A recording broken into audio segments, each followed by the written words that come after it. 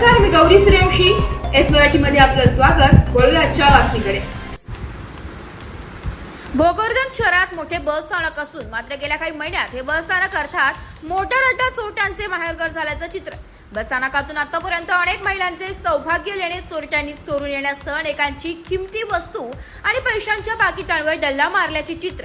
त्यामुळे बस स्थानक हे मोटार अड्डा आहे की चोर अड्डा आहे असा प्रश्न प्रवासी व नागरिकांना प्रश्न भेडसावू लागलाय.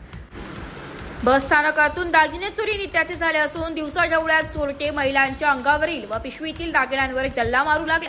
चोरट्यांकडून महिला वृद्ध यांना टार्गेट केले जाते. विशेष म्हणजे काही घंटांच्या अंतरानंतर चोरटे पुन्हा दुसरी चोरी करीत असल्याने त्यांना पोलिसांचे भय राहिले नसल्याचं दिसतंय. सध्या उन्हाळ्याच्या शाळांना असलेल्या सुट्ट्या व लग्नसरी असल्याने बस स्थानकावर प्रचंड गर्दी होते.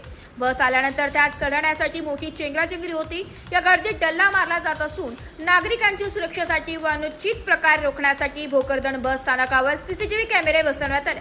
परंतु चोरीच्या वेळेसच येथील सीसीटीव्ही बंद पडतात की पाडले जातात अशी नागरिकांमध्ये मोठी चर्चा आहे.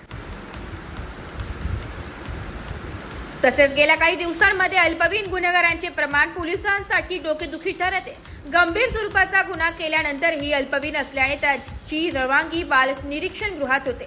त्यानंतर बाल न्यायालयात खटला चालू त्यांची जामिनावर सुटकाही होते. त्यामुळे गुन्हा केल्यानंतरही हे कायद्याचा गैरफायदा घेऊन बाहेर आलेले हे अल्पवयीन गुन्हेगार पुन्हा गुन्हे करीत असल्याने दिसत असून पोलिसांसमोर यावर आळा घालण्यासाठी बस स्थानकामध्ये पोलीस चौकी करणे गरजेचे होऊन बसले. एस मराठी न्यूज साठी प्रतिनिधी अमोल शिंदे, भोकरदन. अशाच नवीन ताज्या घडामोडी जाणून घेण्यासाठी आमच्या एस मराठी न्यूज चॅनलला लाईक करा, शेअर करा, सबस्क्राईब करा आणि बेल आयकॉनला क्लिक करायला विसरू नका.